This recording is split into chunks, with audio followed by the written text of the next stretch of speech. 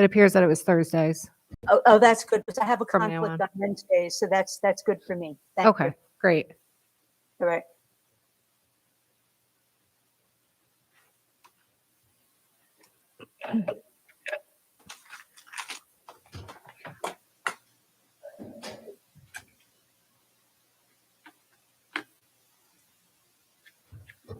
Good morning, everybody. I'm now going to call to order the October 14th, 2021 Police Reform Implementation Task Force meeting.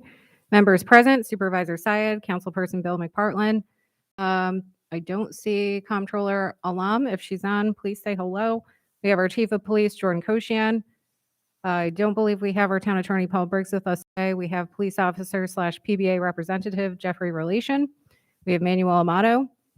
Dale Black-Pennington appears to be not here with us yet. We do have present Marina Prof-Franchild, Allison Marinucci, and it doesn't appear that we have Paul Zonderman here yet. We do have two members who are joining us here in the audience. Thank you both for coming this morning, John and Bailey. So with that, I'm going to motion to approve the minutes. Do I have a second on the motion to approve the minutes? Thank you. Are there any changes to these minutes? Okay, with no changes, all those in favor signify by saying aye. Aye. Aye. Aye. Any opposed? Okay, well, I'm going to add on the fly one agenda item to appoint as our secretary of the task force, Allison Marinucci.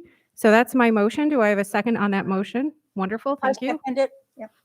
Oh, go ahead, Marina. No, I seconded it. That's all. Oh, wonderful, thank you. All those in favor signify by saying aye. Aye. Aye. Aye. Any opposed? Okay, great. Well, thank you, Allison. Thank you. All right, well, we will move on. I do have a presentation and discussion of Cna recommendations that was to be delivered by Chief Koshian. We did have a question or a request really to add a discussion of the Cna report and how it impacts the task force. I don't know which of you wants to go first. That's totally up to you. Jordan, or if you're ready, we can. Marina, if you want to go first, I have a little bit of a voice today, so whatever you want to discuss, we can discuss first. I appreciate that. Thanks.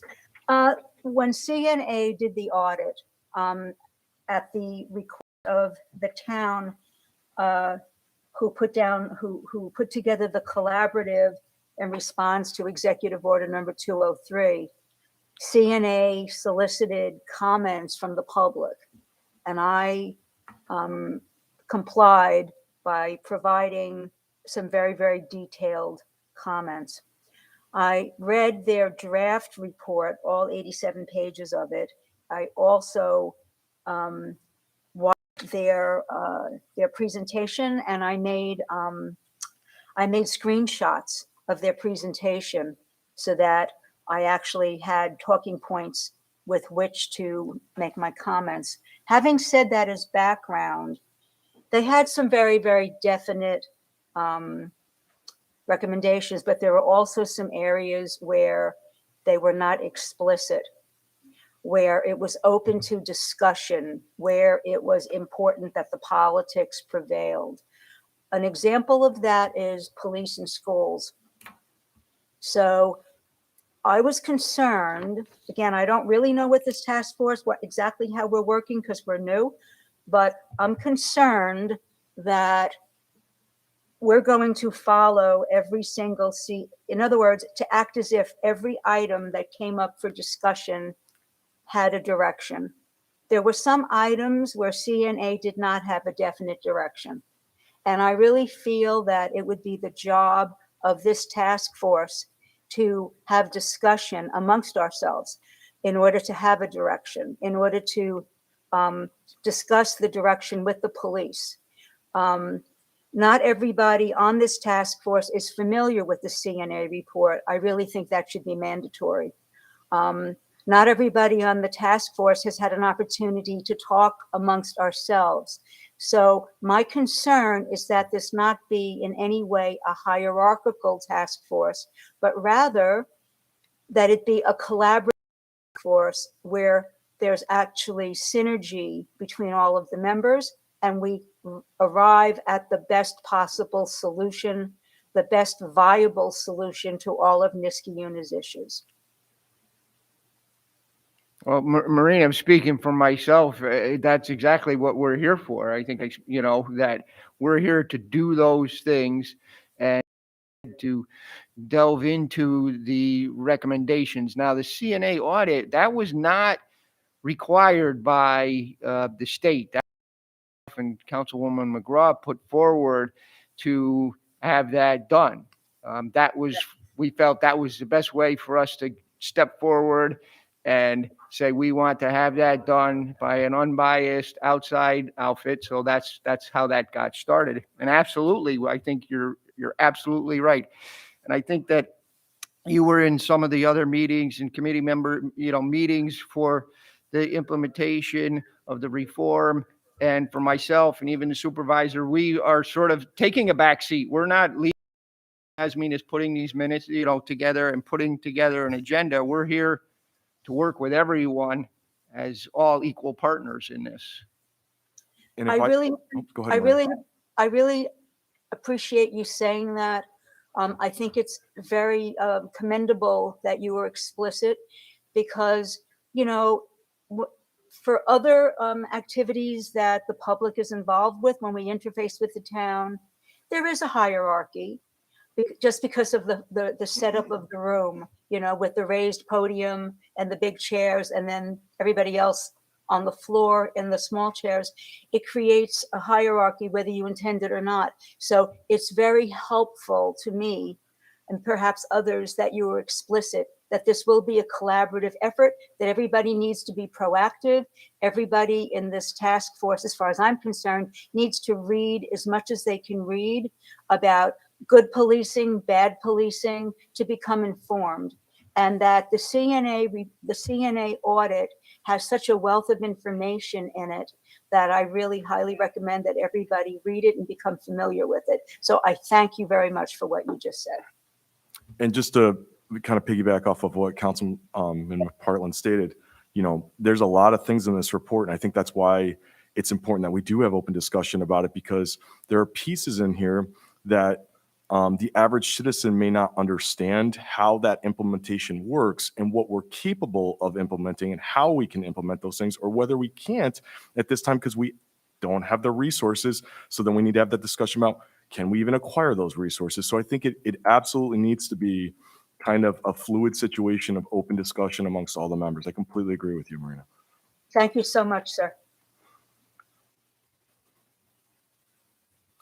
So I don't know how we necessarily want to go about it. I sent out, thank you so much to Seth. I found that working smarter, not harder, and utilizing Seth to be able to kind of consolidate this into a workbook for me and then give brief comments on the side from the CNA recommendations, maybe just kind of that active workbook that we may all want to take notes and kind of work from. But I put and sent out to all the task force members yesterday, sort of just brief notes. I don't know if we want to go through point by point and just kind of talk about them briefly.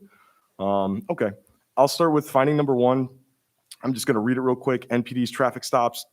Data collection procedures do not support the ability to review data for more than citations with minimal information collected for each stop. And then there's a series of recommendations on how we should data collect regarding those things. I can tell you, I had conversations with former Chief Wall about this. This was something that we were looking to work with in conjunction with one of our software systems. We use high-tech CAD, and we're working with the Schenectady Police Department to attempt to create essentially a prompted field on our computer-aided dispatch screens. So for anybody that doesn't understand what I'm saying, when an officer calls off on a stop or goes to a call, we have computers in our cars. There's a software system that gives them the location, the time of the call, who called it in. If it's a traffic stop, we're going to enter the plate, the driver information to be able to verify whether they're licensed, things of that nature. Well, at the end, my understanding of it is at the end of the clearance of that call, a secondary box would pop up and attempt to collect and prompt the officer to collect the data that we were describing in the recommendation fields. This has not gone into production yet. It's something we're still working on to understand where that data is going to be stored, how we're going to be able to extract that data. Is it through, high tech? Is it through Schenectady Police Department? It's something that's still kind of being researched and talked about, but it's something that we're definitely attempting to do so far. Does anybody have any questions about that? Okay, moving on to point two. NPD's traffic stops activity has substantial variances of citations given over time. Now I put, briefly in my comments, obviously, if you want to talk about fluxes and citations, there's a lot of moving parts to that over the past this many years. We've had a global pandemic. We have staffing issues that we've all discussed with retirements and things of that nature. Because of the staffing shortages and finding people to be able to hire, we had a traffic enforcement unit at one time that had to be disbanded to utilize those resources back to regular patrol. So from a brief snapshot, not getting too deep into the analysis, I think it's fair to say that a lot of the variations have to do with a lot of those things that I just described.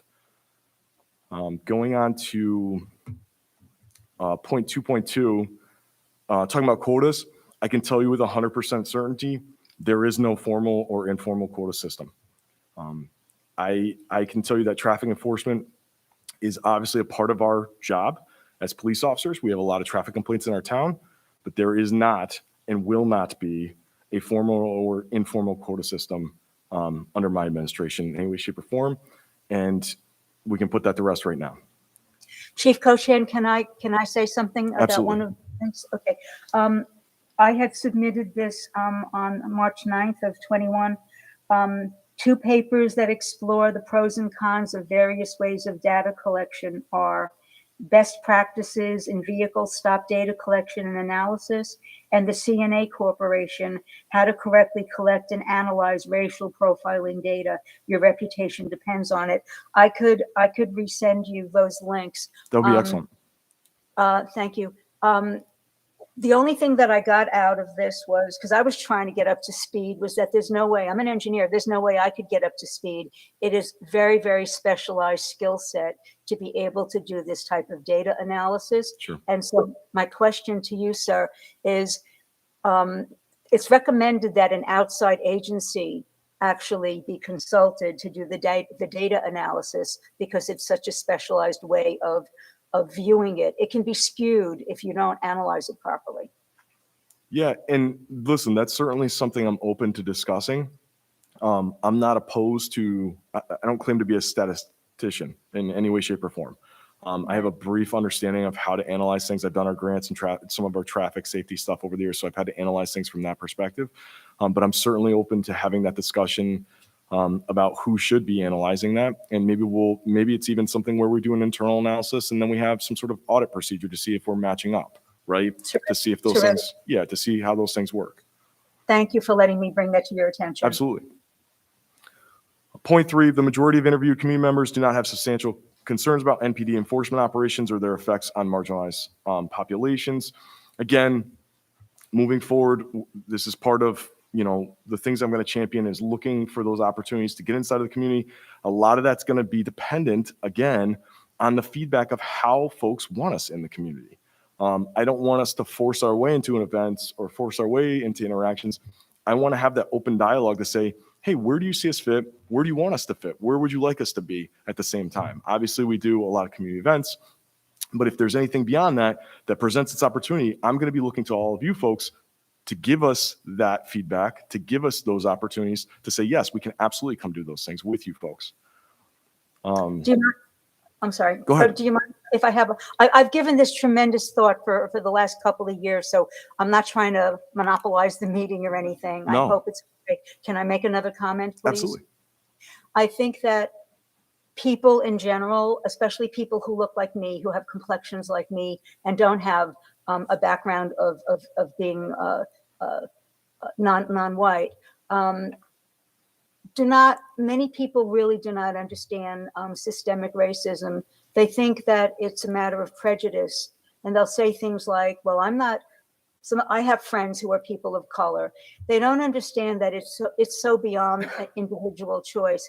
I think that the town of Niskayuna could do a tremendous service, perhaps even if there was partnering with Schenectady, on doing a teach-in, presenting some educational opportunities for people to really learn about systemic racism. This was illustrated beautifully in the draft that the collaborative issued, where they talked about the slave patrols I mean, I didn't know about the slave patrols 5 years ago. A lot of people don't understand, and I'm not trying to cast aspersions on the police. I'm just trying to talk about the legacy that the current police force has inherited.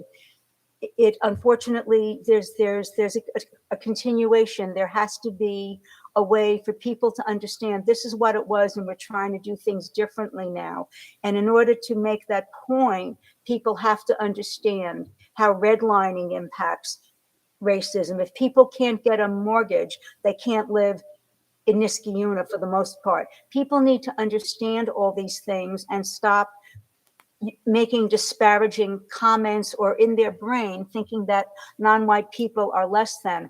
And a lot of it is a function of lack of information. So I think the town of Niskayuna could really be a tremendous model, especially with Schenectady being so nearby, in trying to educate the public.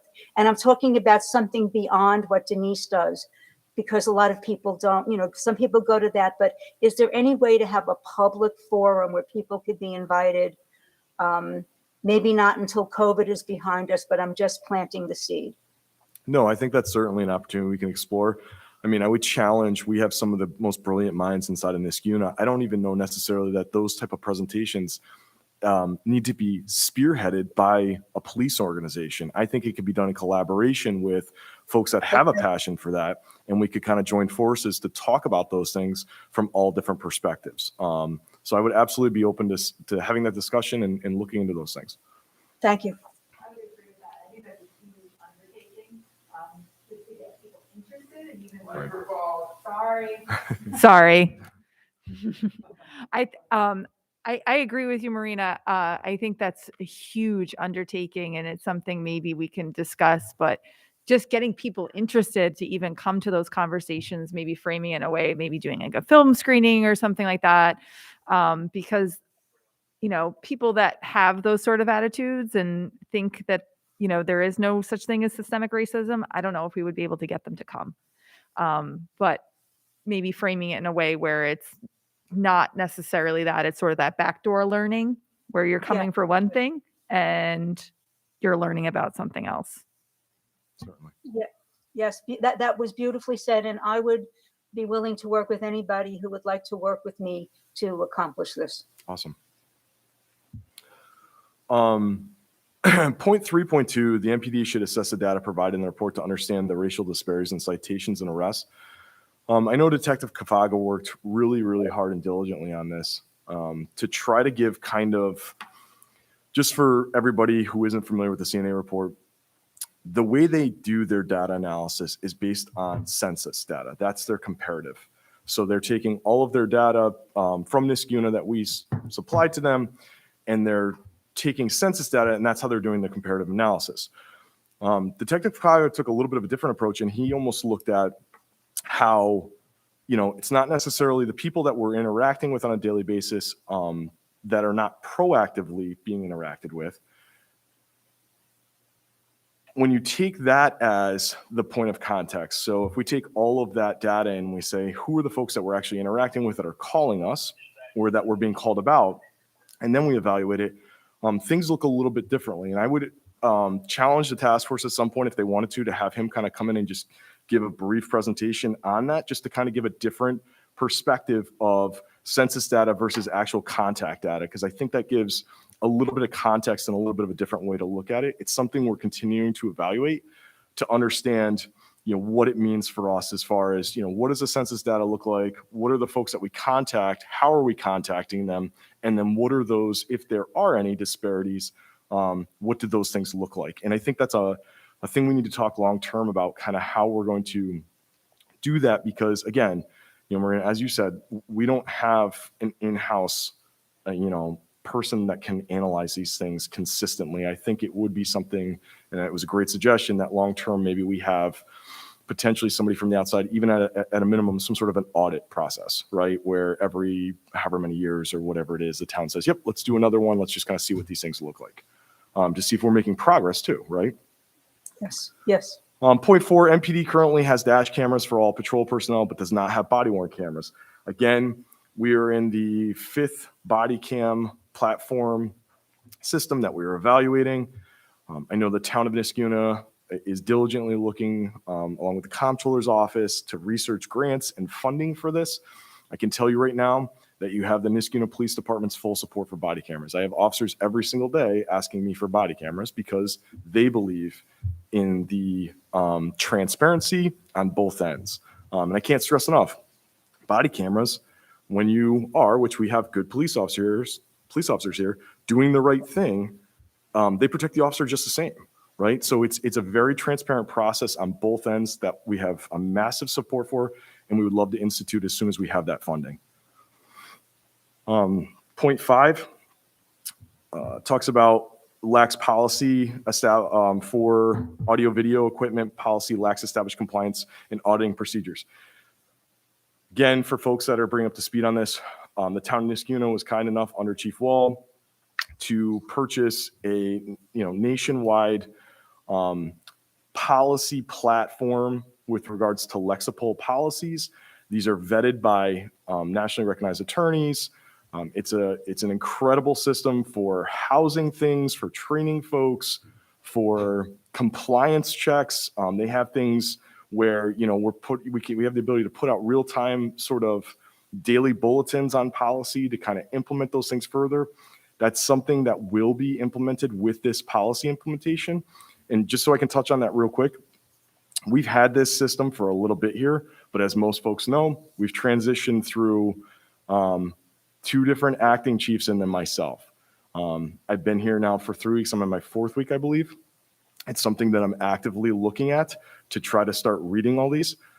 Just to give you context again, our policy manual that we had been working off of, and I'm going to give rough estimates, but we had less than 50 policies. This policy manual is going to be in excess of 150 policies. So just to put that in perspective, there's a lot of work that has to be done with regards to that. And so I take that very seriously. I don't want to rush that out. I want to make sure that we're doing that right. Because if that platform is laid correctly, that's how we work towards some of the other bullet points later on in recommendations as far as accreditation and things of that nature, which we hope to work towards as well. What was the name of the platform? Lexipol, Lexipol, Lexipol. Point 6, the MPD recently implemented a domestic violence risk screen to be completed by officers when a domestic incident report is submitted. We continue to do this. This helps us with an analysis through the domestic violence advocacy in Schenectady County to look at high-risk incidents.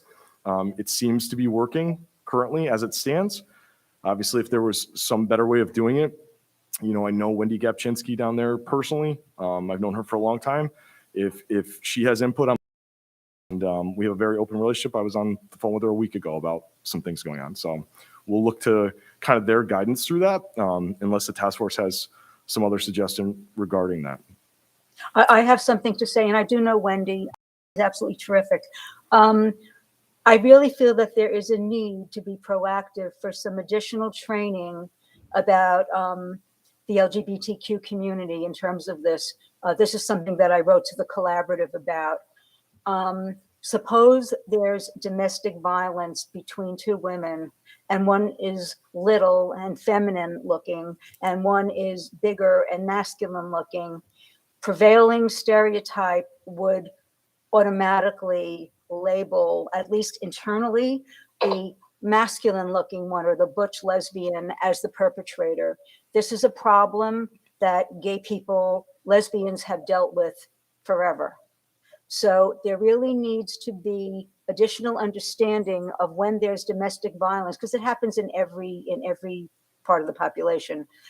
What happens when you have 2 lesbians that look very different, so that there is no profiling, and people need to gain sensitivity about this. The average person does not understand, who's heterosexual does not understand this aspect of the lesbian community, for example. No, that's a very valid point. That's a very valid point. Obviously, we as police officers, we're trained to go in and be fair and impartial and take all aspects into account and investigate, as thorough as we can, not based on necessarily body types or, aggressive nature maybe at that time. We do the best we can, but I agree with you. I think just in general, there needs to be more training with regards to that community. I really do. Yeah, thank you. Point 7. NPD personnel and community members do not have a congruent understanding of the complaint process. Again, there was a new complaint form that was being developed prior to me being chief. I took a look at it the other day because the policy as it stands currently is sort of confusing because it labels the form one thing, but it may be another thing.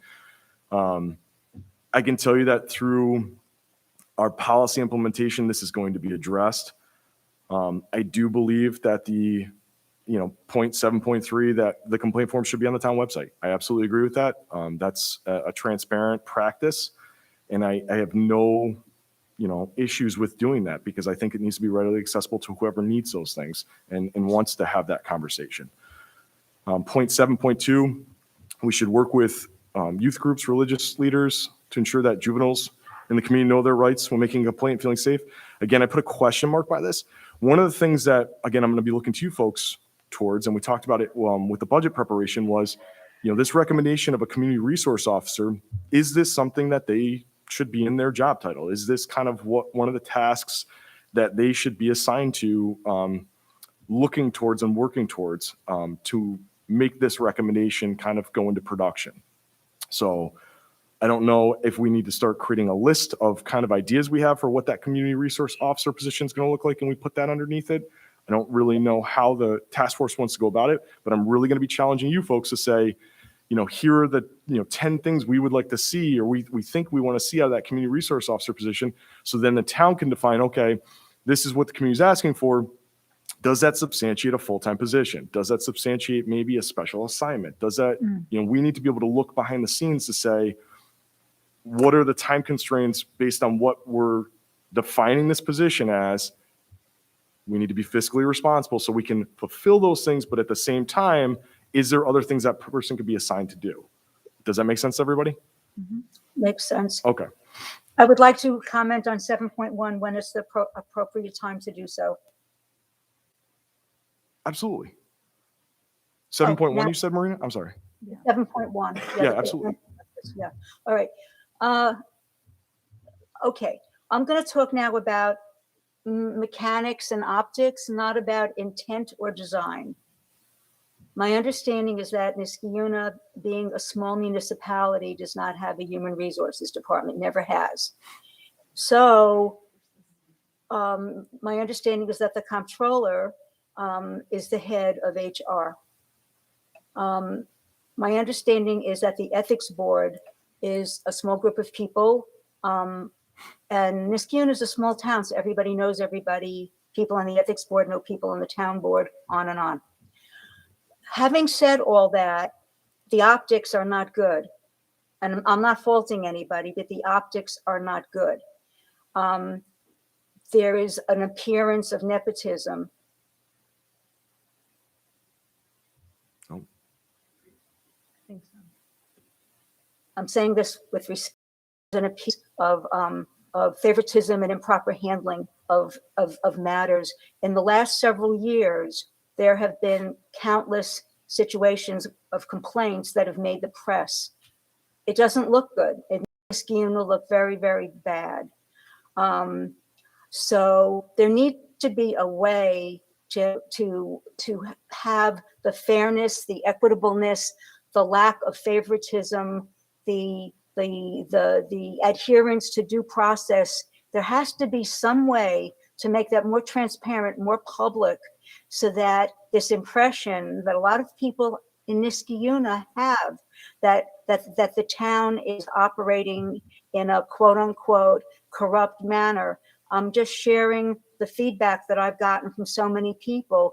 The optics are not good. Again, I'm not blaming anybody. I'm not saying this is intentional, but the mechanics in engineering, you learn to look at mechanics. You learn to look at how things function. Even if the design was good, the mechanics are not working at all. And Niskayuna is being cast in a very, very bad light. I wasn't going to bring this up today because I didn't want to come across divisive in any way, shape, or form. But since this is part of point 7, I have an opportunity to bring this to the floor. And I really think this has got to be addressed because there's a lot of chatter right now about Niskayuna, and people are doubting people are doubting the sincerity and the integrity of the town government. So you need to know that. So Marina, just so I can touch on that, just to clarify, what CNA's recommendation was with respect to civilian complaints against officers. So what you're describing is more geared towards what would be involved with an employee handbook through the town of Niskuna and that process. So this 7.1 is specific to civilian complaints against police officers, not necessarily realize in-house that. complaints, if that makes sense. Yes, Okay. I did not realize that. Yeah, that's my understanding is it's very specific to the complaint process about how we interact with the public. All right. Well, even though my remark then was peripheral, I still think it's worthy of consideration because of what happened with the person that you just replaced as the acting chief. Very, very much understood. Thank you. And I can touch on that just briefly. And I think it's a really important point that you brought up, Marina. And I think we all appreciate your honesty and you're going to make us better for it. I couldn't agree with you more that there needs to be a completely impartial individual who's in charge of human resources. So in the interim, our comptroller kind of wears a few hats, compliance, HR, and then in addition to being our comptroller, she's done a fabulous job. I can attest to the fact that she truly cares and is an impartial individual. But on top of that, for all of 2021, we have had an outside HR consultant. So we have been consulting with Saratoga Human Resources, and they have a 24/7 hotline that employees are able to call. And that was an important step because we felt that, internally, because we are a smaller workforce compared to, some of the very large companies that we have around us, that was important, that employees could go to somebody who is completely outside of these walls. Going forward for next year, we have continued to fund that budget line item. And we are hoping to actually have an in-house person. We're going to begin with that person on a part-time basis, but that person would have office hours because while we think it's been great to have an outside HR consultant, I think there's a certain comfort level too with having someone who's here, physically here as a presence in town hall. Like I said earlier, that's an incredibly important point. We're hoping that we can continue to improve those processes, surely. Yasmin, I really appreciate what you said. You have no idea how much that means to me, what you just shared. I wish other people knew that. That's great news. And again, I just want to reiterate, I just want to make it clear that I'm not casting aspersions on anybody in town government. I'm talking about optics and mechanics. Thank you. Thank you. So just going on to finding 8, NPD policy states that all complaints are handled by the chief of police. However, in practice, the deputy chief of police has been handling all complaints. This is something where, just to clarify, the chief can designate certain individuals to investigate complaints depending on their nature and their scope. A lot of times when we receive complaints, even when I was a sergeant, it would start on our level, it would kind of move up the chain of command, and then it would be decided how it was going to be handled and investigated. I can tell you, though, that the chief of police has the final determination on all these things, and that will continue moving forward. And I think that's important because we can't have somebody sitting up top that is not aware of what's going on down below, specific to any sort of complaints. So my intention is to continue that moving forward. Point 9, NPD policy designates a 30-day time frame to accept complaints about an alleged incident. I wrote in there that, let me just scroll over for a minute. The 30-day window for filing a complaint will certainly be extended with the new policy implementation. And 9.2, it talks about having a process to document, why it was declined past a, due date, if there was actually a time frame assessed to this. I'm not opposed to talking about not having a time frame in that policy. I think it's something internally I need to discuss as well. But there are some things, again, from my side of the house that we have concerns about when you talk about having really long timeframes. And that is things such as, there's a reason that there's a statute of limitations on certain crimes and things like that, because evidence, people forget, all of the substantial things that you need to really thoroughly investigate things break down over time. And we don't want to see something where that we have a complaint that's 7 years prior, and now we don't have a single shred of evidence or person to interview to substantiate or unsubstantiate that claim. And I think that that's something that we need to just kind of discuss moving forward. But certainly the 30-day window I know needs to be extended, and it will be extended moving forward. Point 10, MPD currently notifies the complaint during each phase of the complaint process, maintaining transparency with the community. Again, this is a practice we've always had, and we're going to continue to do so. Point 11, MPD's discipline policy described in the general orders does not clearly define the disciplinary procedures or internal discipline decision for officers, and we need to include a disciplinary matrix in the policy. I need to continue to research this, see what other agencies do, see what the best practices are. I know with the Lexipol policy, it is definitely different than what we were currently doing, but I intend to get with whoever our HR representative is that wants to assist with this and start looking at this a little bit more for a long-term solution to this, because I believe this is a problem. Point 12, NPD currently does not use an early intervention system to monitor behavior and address performance issues proactively. Again, something that we need to do more research on. What does that system look like? How are we addressing those things without infringing on personal rights and things of our officers? When is it necessarily the point where we have the ability to step over that line and say, hey, we need to work on this together? So it's something, again, with the whole wellness mentality and kind of being more progressive police department, I think it's something we need to research further and understand those things, and then train our administrators and our mid-level management on those things to make sure that we're really doing a thorough job of that. Point 13, NPD's use of force policy is detailed and provides clear guidance to officers about different types of force, particularly OC and taser use. Again, it's stating it's clear. It's going to continue to be clear moving forward.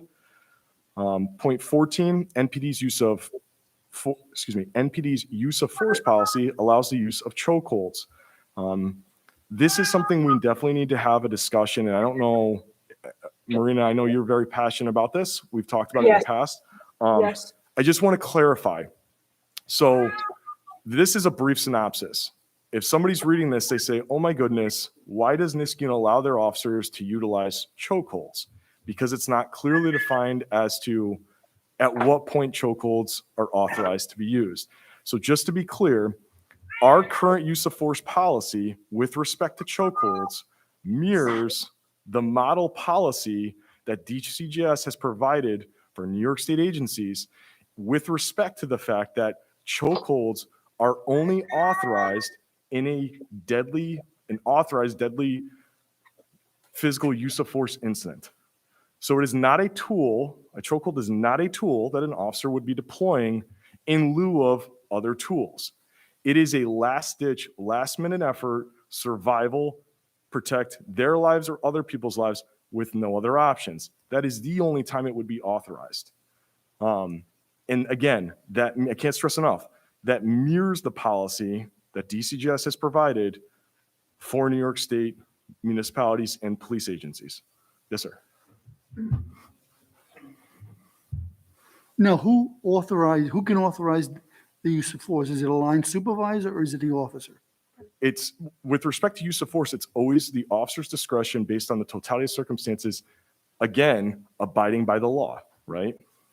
And you have every yearly use of force training every year? We are supposed to have annual use of force training where it is described and discussed and made very thorough. And again, with the new policy implementation, there will most certainly be at a minimum annual with refresher pieces throughout the year. Because I know that where I worked for many years, this is one of our biggest problems, Yes. these things. So Yeah, if you ever need another pair of ears, another voice. absolutely.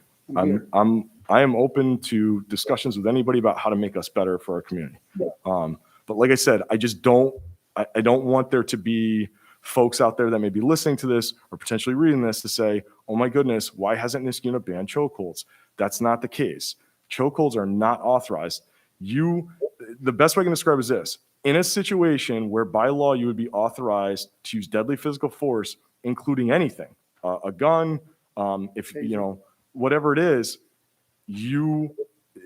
there's no other option. It's a survival for your life or other people's lives. That would be the only time that that individual would have the ability to utilize that. And I just want to make that very clear to everybody. I don't want anybody to have any misconceptions. Does anybody have any questions at all about that? Well, I do. Sure. No, that's okay. I'm going to read what I submitted last year, just because I'm not a lawyer, so I have to read it because it's not in my brain. It's not retained. This is the background. The Eric Garner Anti-Chokehold Act, Senate Bill 66709, Assembly Bill 6144B, established the crime of aggravated strangulation for police officers where such officer commits the crime of criminal obstruction of breathing or blood circulation or uses a chokehold or similar restraint and causes serious physical injury or death.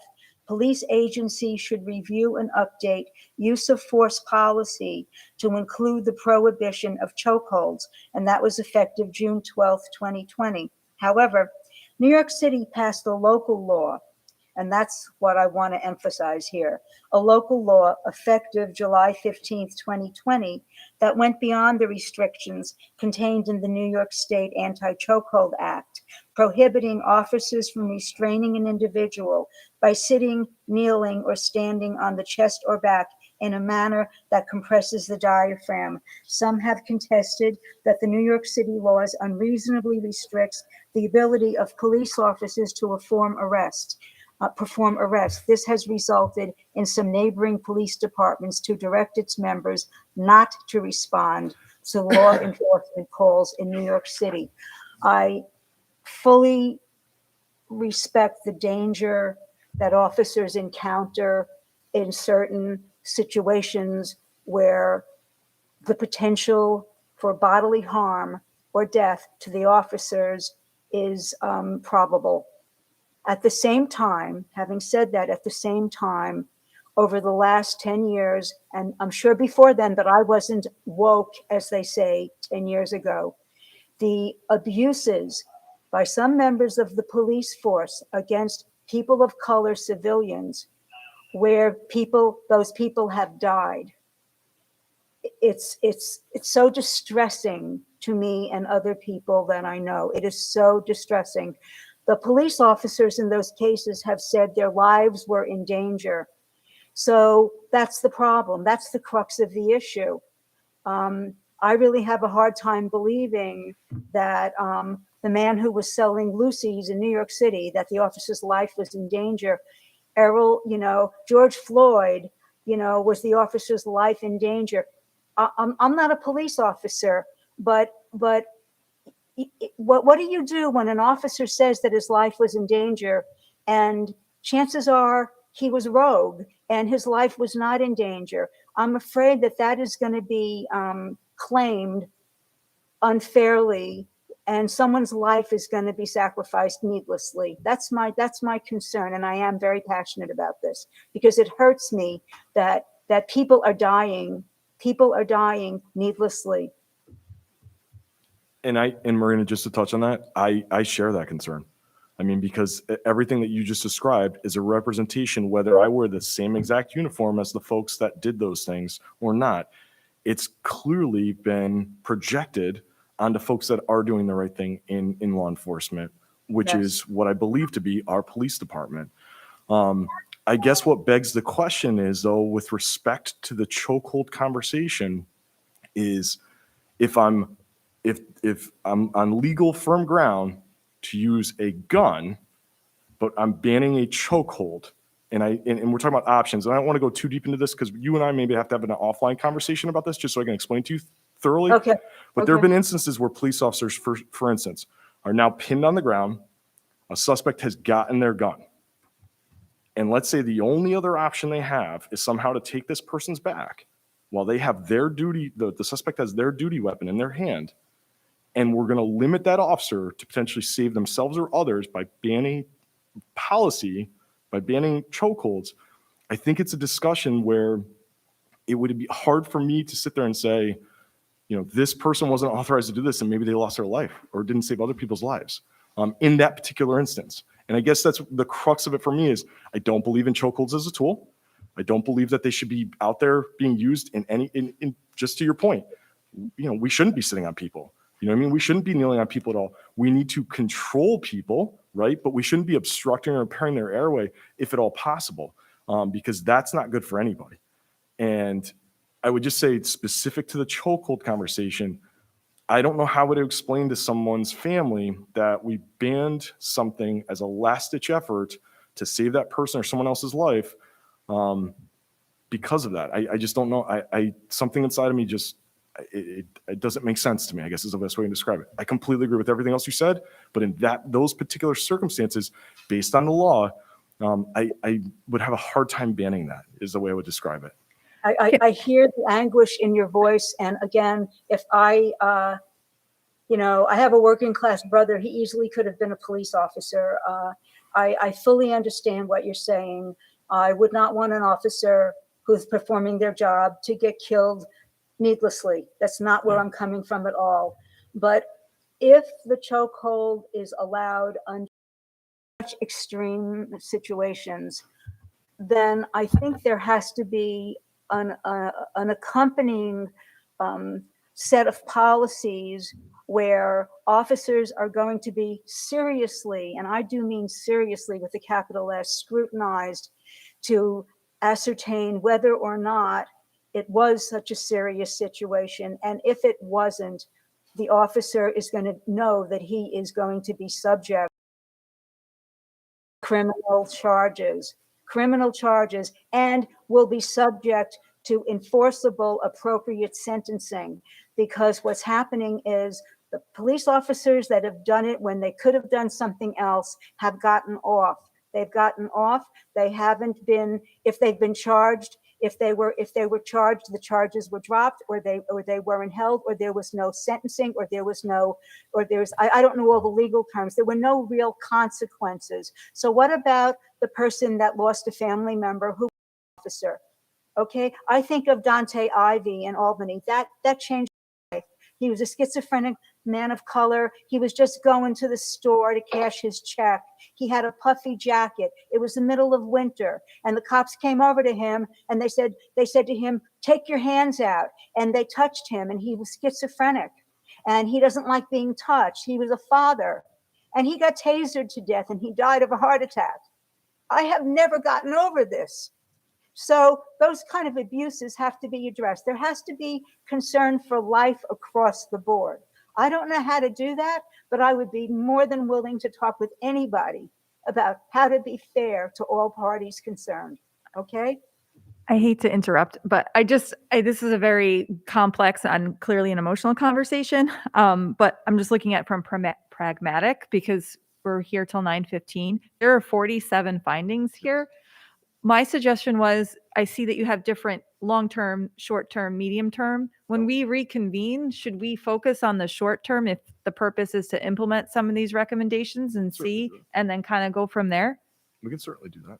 That was just my thought. Yeah, Sorry, that's- I don't mean to interrupt. So- I understand, and I understand we could have this Yeah. conversation for hours. Yeah, and just to touch on what you said, so This those is a suggested, brand new task force, and the point is, we need to have these conversations. If it goes a little slower, if it takes us 3 meetings to get through this, so be it. We really need to talk with each other. We must have these conversations. We can't just go through this and act performatively. We have to have these conversations. There's no way to do our job as members of the task force without having these conversations. I agree. I'm just thinking as far as prioritizing, and this is a short-term one, correct? so again, just to touch on that, the suggested timeline was a recommendation of CNA. And I think that is a whole nother conversation, because what their suggested timeline is, again, based on what the resources we have available, may not match up. I don't disagree with kind of organizing it. I think today we just started touching on these things so we could just have a couple open discussions about some of them. That's up to the task force, however everybody wants to go about that. But just to touch on what you said, Marina, again, I see the passion, I see the emotion, and I feel that. I felt the same way with respect to some of the things that have happened around the country. And I can tell you that that's why I said to you from the beginning, I'm here to listen, I'm here to develop, and I'm here to work with everybody, because I agree that we need to figure out what the best solution to these things are for our community. With respect to holding people accountable, it goes outside of these doors too, though. It goes to legislation, it goes to law, those things we don't control. So when you talk about, how do we hold, when we talk about preservation of life and sanctity of life, and how do we hold, like you said, everyone accountable, that's Yes. beyond these doors a lot of times too. So we may not be able to solve all of those problems with respect to this task force, but I am with you. I can tell you right now, I'm with you. I'm listening to you, I'm hearing you, and the things you say, I take very seriously. So thank you for speaking to that. Thank you. How do you think we should go moving forward then? Do you folks want to just focus on the short term? It's a lot. This is a lot to unpack in just an hour. I mean, so I'm just trying to figure out how we can effectively go through every point. So We can pick up where we left off the next meeting too. Okay. I mean, we can say, hey, we got to 15 today, and then we can start at 16 next time. So yeah, so just I guess going forward, are we going to touch on them, and then are we going back and just because this is we're supposed to be implementing some of these. I'm just trying to figure out how we're going to organize that going forward. That's I don't kind of where think my that brain we're up is. to- I don't think we're up to the implementation part yet. We hardly know each other, Right. right? So I don't think we should be rushing this, in all seriousness. I think we need to be having this discussion. A lot of people, unlike myself, are not familiar with the CNA report. This is a very good document, this working document. It allows people an opportunity in bite-sized chunks to digest what preceded. So I agree we should pick up at number 16 or wherever we're at next time. I think we're at We'll get 15. through what we get through, and then we'll circle back after we get through the entire list. And that's fine. And there has been some implementation already by the department from the report recommendations. Certain parts of it, certainly. Certain things have Yes. already Yes. been done, certain things about the training and Lexapol and other things and the cameras. Those are all things that came out of the report that they haven't waited on, and we're working towards those ends. And we are under a bit of a time constraint for, an hour-long meeting. And definitely, I think, we can pick up and continue this discussion. And I agree with you, Marina. We have to discuss all these things openly like we're doing today. Use of force being one thing that you're, very passionate about, and training and all the things that we have to continue to discuss. And we're Yes, not going to rush it. Right, thank you. And I think it's very helpful with the discussion. What we're doing is we're creating a sense of trust amongst the task force members. And we're also creating an intellectual collaboration where people will go home, perhaps that haven't had a chance to read the CNA report, that might now look at it, that will think about it, that have a chance to understand some of the issues. So I think this is all great service. And just like a recommendation, there's this movie called Crisis Cops that's on HBO. It's a documentary. I think it really speaks to how police officers are asked to do and be a lot of things. And to Marina's point about that young man in Albany who was schizophrenic that had mental illness, this particular unit in Texas just deals with mental illness, and they speak about how much training they get with their weapon, but only get 8 hours of mental health training. And it's really struck me how they dealt with some of the most vulnerable population. I can tell you, I'm a social worker. I work in an ER. I see police officers all the time. They come in with 941s. And those are really difficult situations. So, as we get more into the work, I'd love to talk about what mental health training looks like. I know that Northern Rivers is now involved, which is great for mobile crisis. I know Albany County is doing ACCORD, which I was just in a meeting about yesterday. But I would recommend, in addition to the CNA, to watch that. It was very educational for me just to really see the officers going out there and working with some of the most vulnerable who get these kinds of calls. Well, and just before, we close today, and I'm going to offer to the public that's watching as well, anyone is more than welcome to come ride with our officers. anyone in the task force is more than welcome. Anyone in the community is more than welcome to have that one-on-one discussion, to go out and kind of see what kind of policing we do. So our doors are open. You contact me and we can set it up and we can kind of see what Niskuna policing looks like as well. And I would offer that to the task force members. Thank you. Can I just say one good thing about Seth? I just think he deserves credit because the sound was excellent. And I came up to town hall yesterday and I met with him and we just talked about how to, for people that show up in person, which I had wanted to do today, how to rearrange the room so that there's more of a collaborative feel within the room. So he's been incredibly helpful and kind and available. I just wanted to give a shout out to Seth. He deserves a lot of credit. Thank you. I agree. Okay. Without further ado, as we have been, we'll circulate a doodle poll again to get our next meeting date and time. Yes, sir. Sure. Yeah, if I could just ask you to speak Get in a one of the mics. microphone, come up to that one, John, or Okay, thank you. Yeah. I'm not on this group, but I appreciate it. Marina, I appreciate all your comments and Chief as well. My name's John Lemelin. I live at Glen Meadow Court. I think this has been a great discussion. I just wanted to offer a couple quick comments. I serve on the Task Force for Racial Equity and Justice for the town, and I also co-chair the Public Safety Working Group of that task force. In that position, myself and another member of the task force had an opportunity to work with the police reform collaborative effort here in the town. I'll tell you, that was a very challenging assignment, but a very fulfilling one. And we had great relationships with the police, with Chief Wall, with PBA, with other members of the community. And I think we did a really nice job in developing the police collaborative report. So I know you guys are all talking about the CNA report, but I certainly hope that the Niskuna Police Collaborative Report, which was also part of the resolution that went to the state in response to Executive Order 203, will also be part of your work. Yes. There's detailed recommendations in that report. It was done completely in parallel by CNA, but unlike CNA, it was actually done by the community in the Niskuna Police Department. So I encourage you to look at that as well. And then I just offer myself and the task force and the public safety working group to help in your analysis and in your work in any way that you see appropriate. Thank you. Thank you, John. All right, any other points of discussion? Okay. All right, I'm going to motion to adjourn. Do I have a second? Second. Thank you. All those in favor signify by saying aye. Aye. Any opposed? We're adjourned for the morning. Everybody have a wonderful day.